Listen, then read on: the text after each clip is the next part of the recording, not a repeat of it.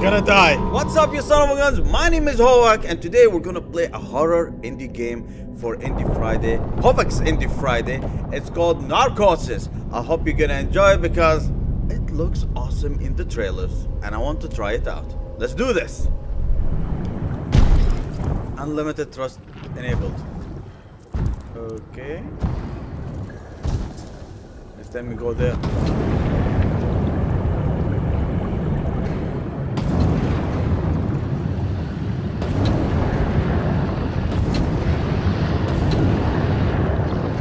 Oh my god. I'm not touching the ground. It's too icy. There is dead people. Hands.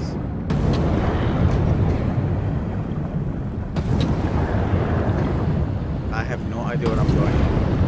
Oh, I see more people. Unlimited trust. Yep. Oh my god. That's so freaky. Hello. Hello. Nice to meet you. Nice to meet you. Monster. Monster! No.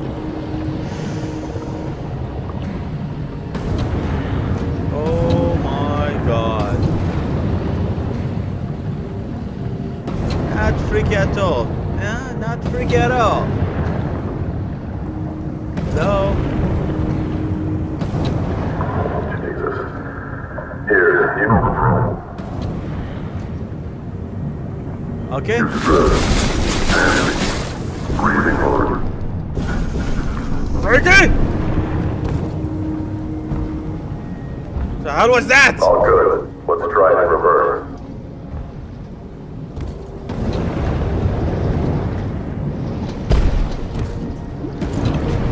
Welcome back, my friend. Oh, it's that guy.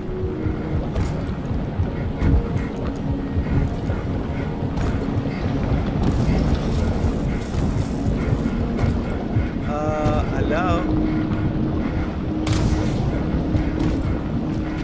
Oh, rest in peace, Ross.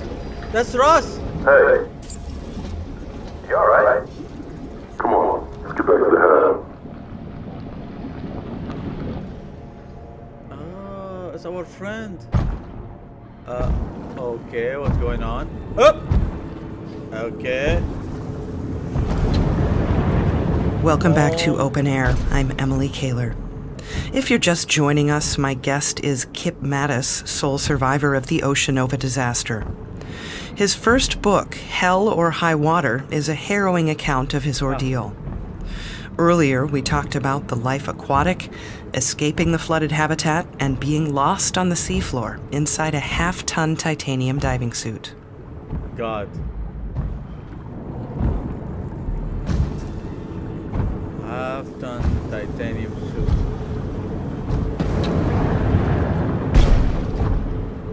Okay.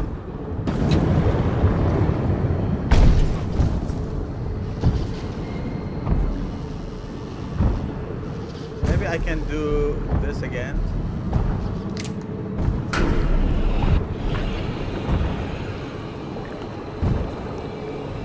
Was that all of it in my head? I have no idea. I have no idea, bros. It could be. It could have been.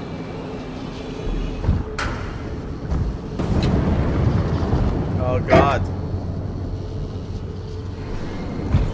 Well, we're going in Kip, here. I know this might not be easy, but I'd like to talk about the end. Can you read that for us? Yeah. The list is getting shorter. The hatch opens with its usual reluctance, flooding the room with light. The pod is there. I'm going home. Tomorrow I'll be the sole survivor. But for now, I'm not alone. That's him.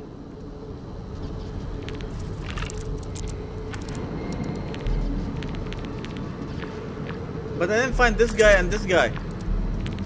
Wherever they are. May you all rest in peace.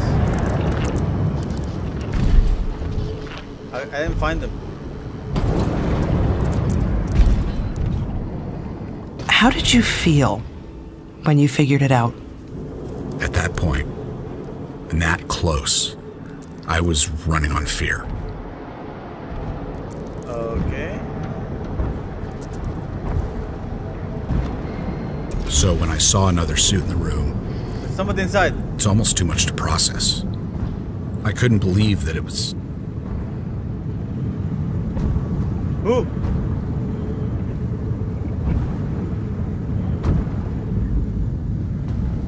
Virgil? Is that you? Virgil made it. Just like me. How did you get? I thought everyone was... Only I'm locked inside the pod and he's locked out. Can you hear me? I can't stop the launch. There's no override. Oh. He's not coming back. Oh, God. I'm sorry. And that's on me. 30 seconds to evacuation. God damn it. So are you saying that if you did something differently, that Virgil would have lived? That's right. Until I saw him. Fear in his eyes. I thought I was the only one. It was a bad call. Evacuation in 5, This can't be happening. 3, 2, 1. Oh, God, I'm sorry. Evacuation commencing. They're gonna die. No, no, no, no, no, no, no. I'm so sorry.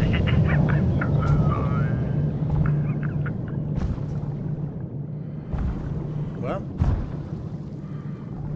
this is going to be my tomb, bros.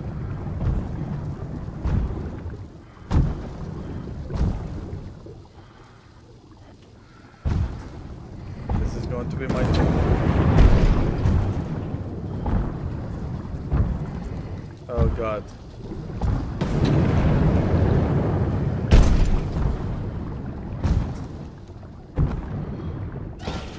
Ah, it opens.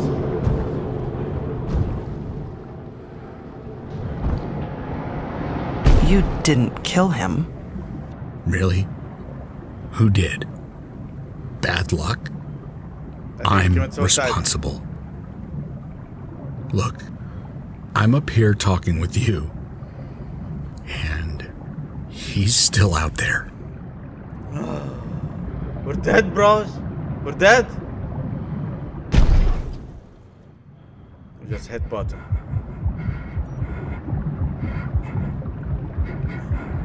Hello?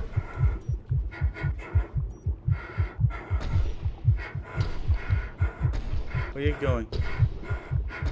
Can I walk with you? Oh, he's walking by himself. I just kind of look around. Where are we? Hello? Oh, I got an achievement. Ooh! And I have a broken suit.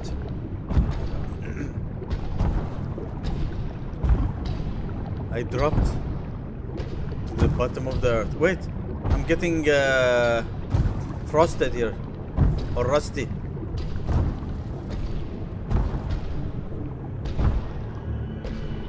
Oh my God! We just finished the game, bros!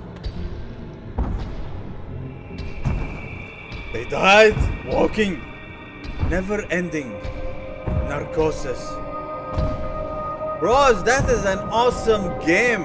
I enjoyed it a lot. It was scary at, well, a couple of moments here. A lot of jump scares, scared the crap out of me. I loved it. Guys, I'll give this one a thumbs up. I do recommend it. It's a very nice indie game, a horror indie game. I enjoyed it a lot. I'll give it like an 8. I liked it. I enjoyed it. If something I enjoy, I'll give it an 8. Okay, I love the narration. I love discovering everything. I missed one guy. I couldn't find him. That's okay. Shit happens. Look at this. I'm getting rusty. I'm getting rusty, bros. The funguses are growing inside my suit. Everything is turning to rust. Oh, bros. I enjoyed this so much. The graphics are so beautiful. The sounds is going from here to here. Oh, so beautiful also. I love the story. Good story. In the end, I was just telling about my death. How I journeyed my death.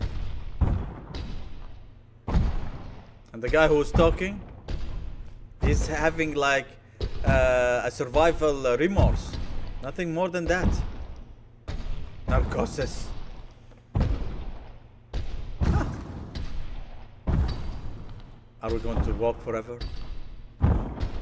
To the end of time, bros. My buddy, who helped me walk into, well, I guess heaven or limbo. I have no idea, bros. I have no idea. Kip, it's been more than a year since all this happened. Ooh. You wrote a book and told your story. Of course. Are you ready to be done? Yeah. It's time to move on. Get myself working again. Damn. Kip Mattis, thank you so much for spending time with me today. She's a reporter. Thanks for having me, Emily. Fake news. Fake news. Database updated. Okay. Open air unlocked.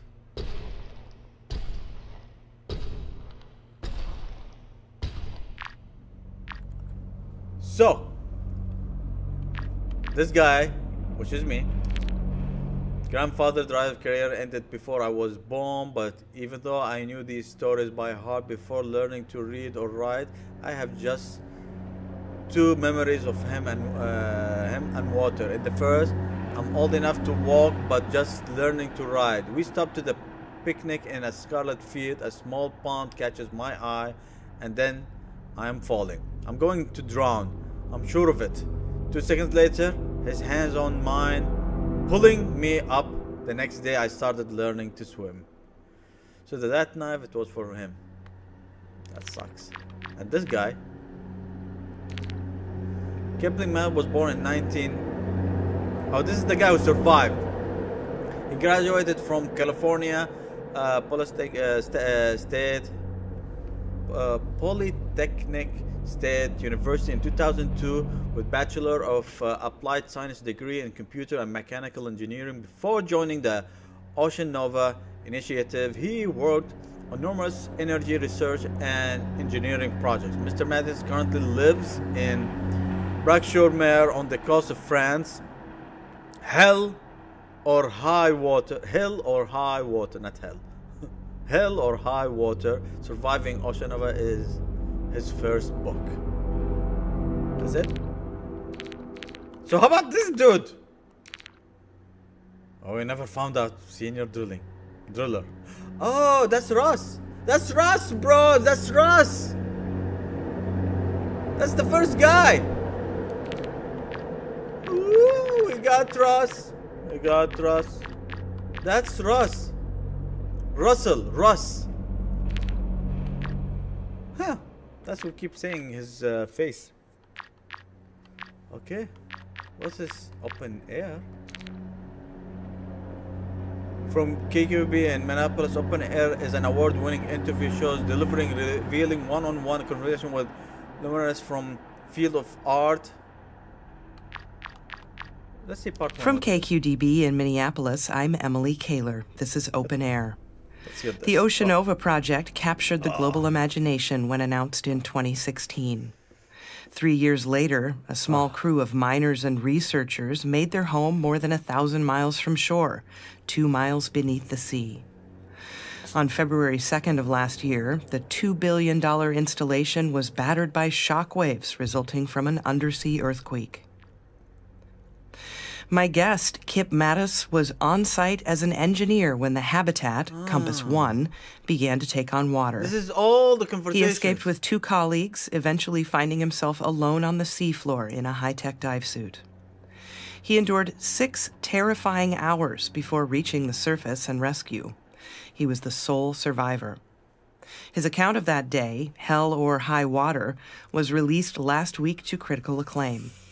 Our reviewer calls it a haunting and poignant high point in the tradition of timeless, true-life survival stories. Kip Mattis, welcome to Open Air. Hello, Emily. Thank you for having me. There are so many incredible moments in the book, but it's hard to put those in perspective without setting the scene. So before we begin, could you talk a little about Oceanova and what it meant to you? Oceanova was once in a lifetime. They're breaking new ground, making something meaningful. Mining methane hydrate frozen beneath the seabed. There's alternatives, but none so plentiful. It's clean and safe. I couldn't say no. Okay, before we go any deeper, I'd like you to help me set the scene. Can you walk us through what happened, how it all began? Sure. I guess I'll start at the beginning. 10:02, February 2nd. We were 50 miles from the epicenter. But an 8 on the Richter scale makes that kind of distance irrelevant. The shockwaves hit 6 minutes later, striking the south face of the HAB first and hardest. 27 minutes in, with that kind of concussive force, even the sealed modules were compromised. After that came the ocean. By 10:33, only safe havens in a sub or one of the suits. There's a passage where you describe turning inward for guidance. And it feels important. Would you mind reading that for us? Check your gear, trust your training. It's one of the first things you learn. But the second they fail, you fall back on what you know best. For me, it's the list. This time, it wrote itself.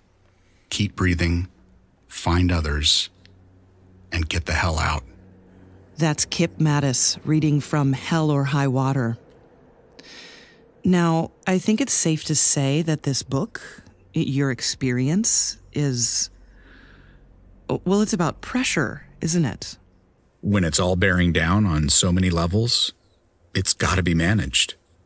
You can't shake the pressure. Just make your peace with it. Don't let it take the wheel.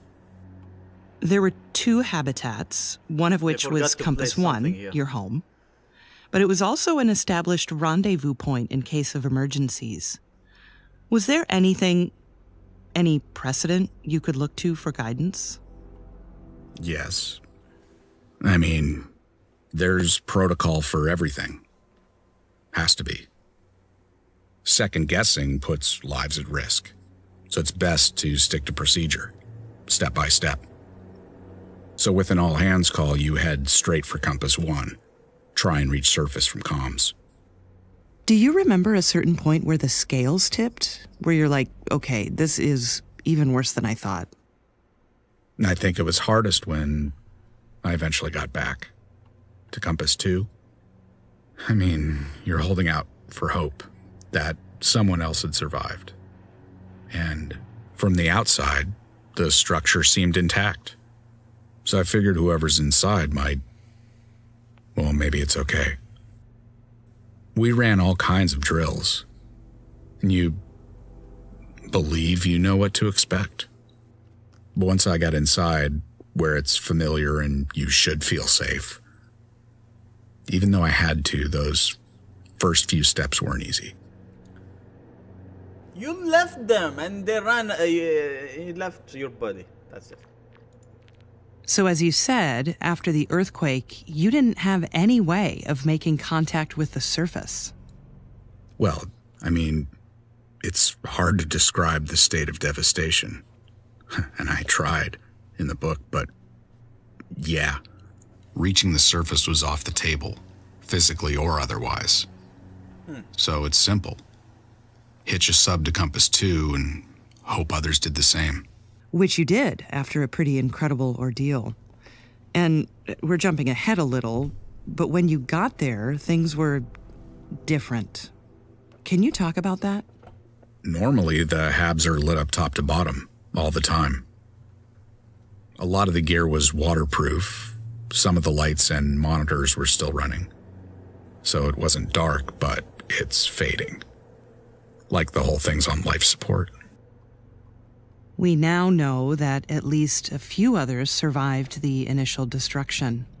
Some managed to get themselves into dive suits, like yours, and tried to do just that. None of them survived, though, which seems to underscore the fact that, even with a clear course, the pressure can still get to you. And I guess that being down there for months, how can it not? Yeah. It's relentless. I mean, the isolation is unnatural. Little problems start to spiral. And any baggage you don't check at the surface comes unpacked pretty quick. Some find ways to cope, others struggle. How do you mean?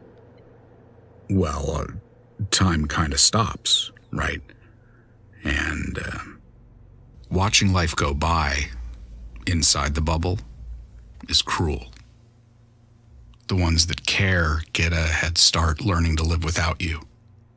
So the grief comes first, whether or not you're really gone, which feels like they already let you go. You had to confront loss on an entirely different level. That's evident when you write about finding one of your colleagues for the first time. Dr. Pahlavi? Yeah, that's right. Was that the first time? No, not exactly. No. I mean, I've seen death before, but not like this. Up here, the impact's usually more abstract. This is intimate. It's like when you pass an accident on the freeway. All the possibilities run wild. But then a song you like comes on, or your exit's coming up, and you've moved on. Back to normal. What's it like living in a habitat? I mean, there were 20 of you, including scientists and engineers like yourself. Sardines in a tin? They're planning on 60, 75 once the whole thing's staffed up. So just 20 of us felt hollow.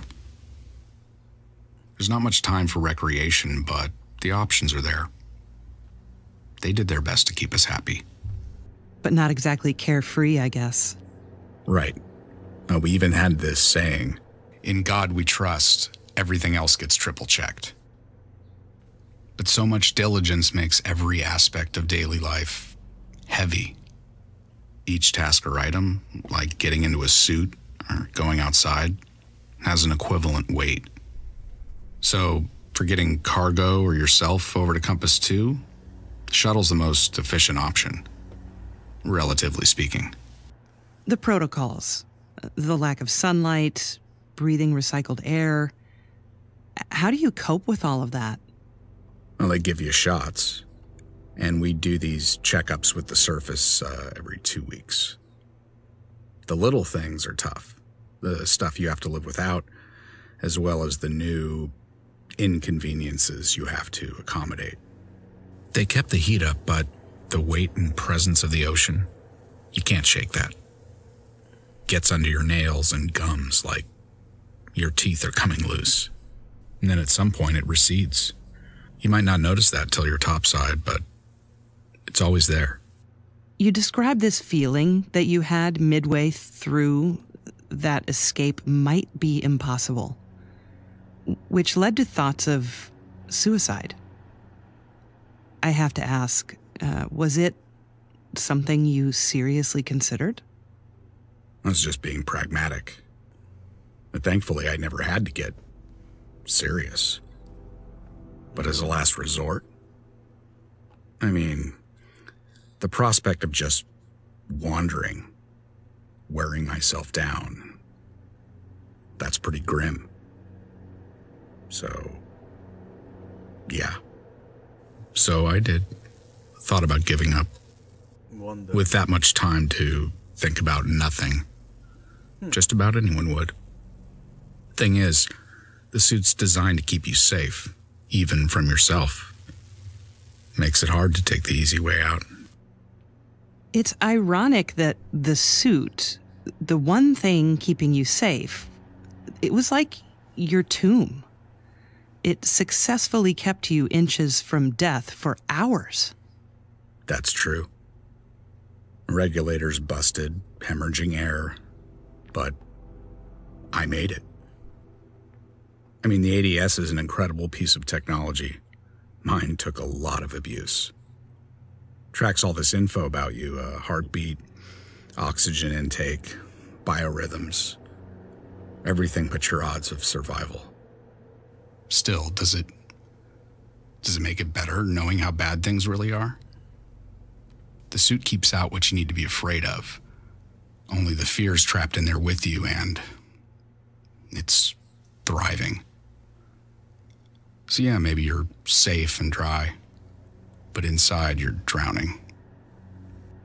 More with author and Oceanova survivor Kip Mattis after the break. Oh God. Okay, part 3. Welcome back to Open Air. My guest today is Kip Mattis, sole survivor of the Oceanova disaster. He survived 6 breathless hours at the bottom of the sea. Kip, in the beginning, you weren't alone. You had some colleagues, J.B. Castillo and Dr. Cora Vanderoe. They actually started out together. You managed to board a sub and, well, I won't explain it all here, but at one point, you're all headed back to Compass One in search of other survivors. And then things go horribly wrong. Now, you were prepared, but what happened next caught you completely off guard. Can we talk about that? Sorry, can you repeat the question? I was hoping you'd talk about the moment when you realized that the ones you collided with were, in fact, the ones you were trying to save. It was horrible. I mean, the odds of us finding them in the first place were poor. I sure as hell didn't expect to run into them. I don't know. I mean, I never found out who was in the other half of the wreck. Not alive, anyway. We were talking about protocol. By your own admission, there are instances where you didn't follow procedure. There's your radio and Cora. Granted, this was unprecedented. But as you said, second-guessing puts lives at risk. Do you think the outcome might have been better if you'd just followed the rules? Well, it might, but there's no way to know that. So you're lost and looking for some way out of all of this. And really your only option now is the other habitat, Compass 2. And what's most unsettling to me is you're in this dive suit. You call it a walking coffin. I can't even imagine what that takes. It takes everything. But when you're losing your strength and your senses, well, like I said, it helps you focus on what little's left. Even setting that aside, so much about your ordeal is almost beyond most people's comprehension. Were you ready for this? Or were you lucky? No luck. You mentioned possibilities. Does a part of you wonder where you'd be if you'd never gone down there in the first place? Not really. I mean, that kind of thinking won't get you anywhere. Was there ever any temptation to leave stuff out? Did you worry what people would say? While writing the book, I mean, what happened with you and the others, the conversations you had, the choices you had to make. Right. I try to address that from the start, and by the end of the book, I hope it's clear. I'm not proud of some of the things I did, but I'm not leaving anything out. I can't. I've been meaning to ask, how did you get the name Kip? That's thanks to my old man. My full name is Kipling. Like the author? Yeah. Unfortunately. But your mother was the literary one. They divorced when you were pretty young. Can you talk about that a little? She was determined to be unhappy. Could never really see how that might affect everyone else. After my dad took off, she just got worse. Colder. How do you mean? Well, she's never especially good with people, and that's his job. So after the initial shock wore off, all of a sudden it's all about self-reliance. You mean like tough love? Maybe. And it's like she thought the stronger she made me, the earlier she could stop, like worrying about me. So she was like checked out, absent? She made you tough. No, not exactly. That's how you survived. It's actually kind of the opposite. I mean, it's almost in Dad's absence, she was reminded I was even there in the first place. And it was like, well, okay, soon you'll be old enough to have your heart broken too, and I love you, so now you need to learn to be strong. Well, that's a good thing, right? Well, sure, if it's the thought that counts. I mean, the intent was always there, it's just the execution. Here, look. The last day of 3rd grade, we drive down to the dock. She points at her watch, tells me, close your eyes. She puts her hand on my chest, says, 10 seconds. And then I'm falling. I'm gonna drown. I mean, I'm sure of it. She's shouting, not to interfere. 10 seconds later, her hand's on mine, pulling me up. The next day we go again, only now it's 15. I'm up all night watching the clock, trying to count 20 on the dot.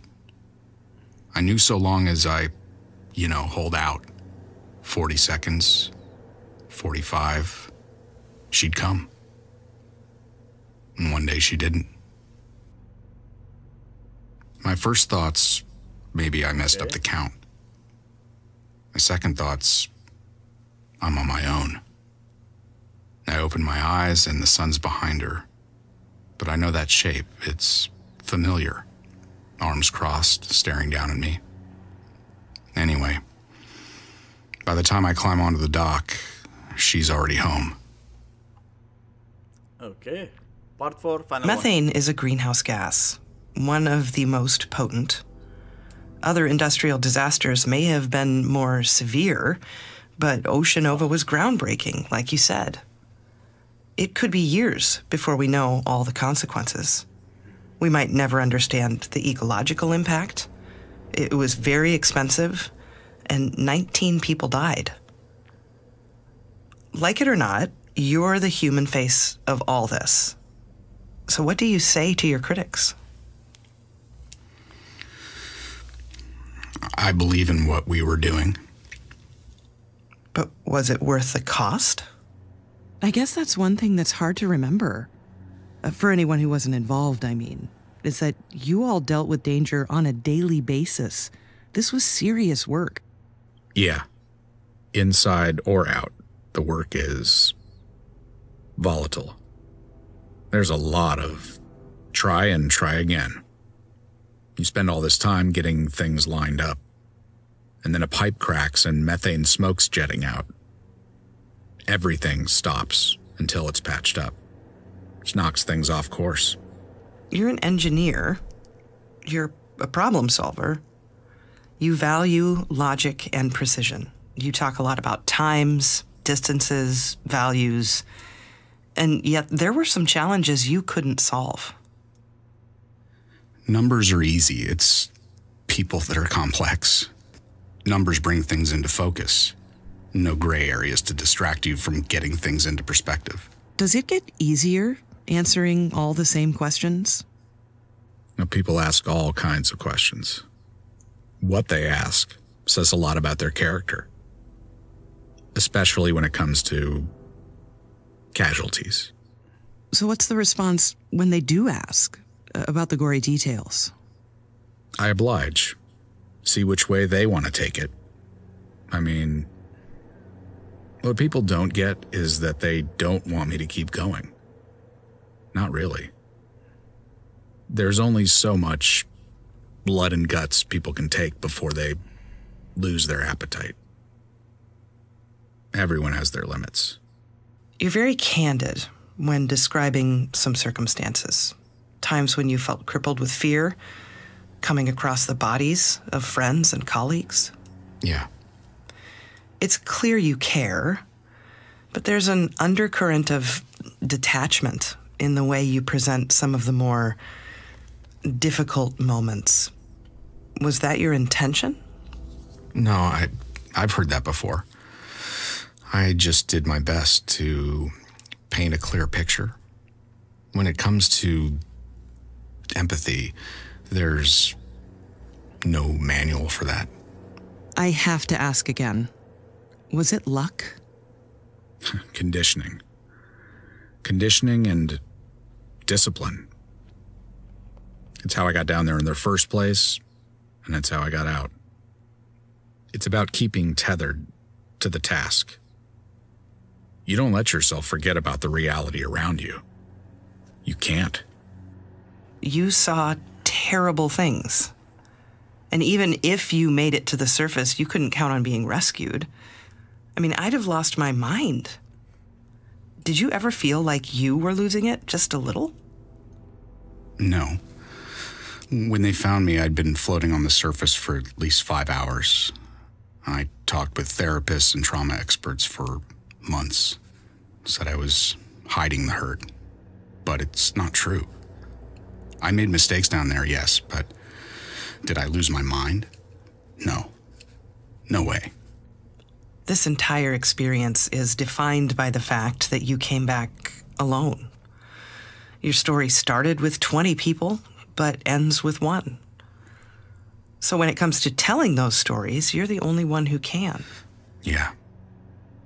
There's a responsibility to get things right.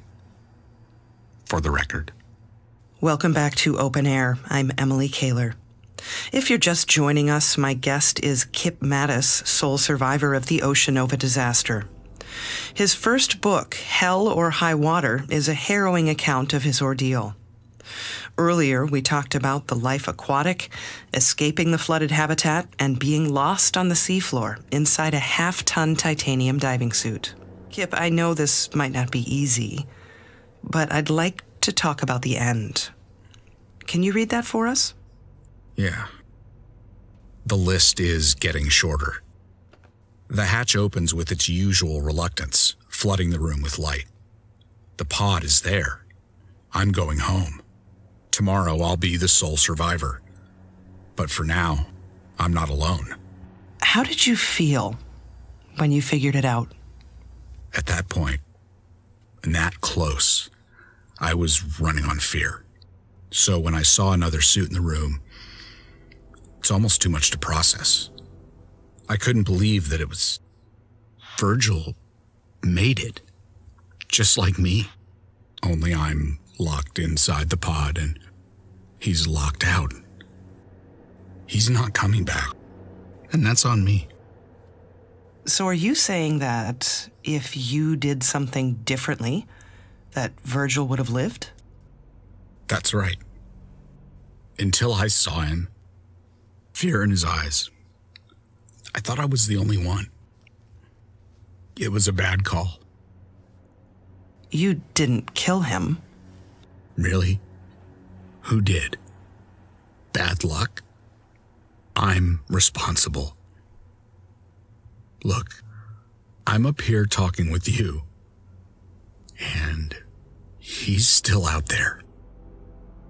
Kip, it's been more than a year since all this happened. You wrote a book and told your story. Are you ready to be done? Yeah. It's time to move on. Get myself working again. Kip Mattis, thank you so much for spending time with me today. Thanks for having me, Emily. Well, we just finished the open air with this guy. It was interesting. Okay, it was very interesting. I enjoyed everything.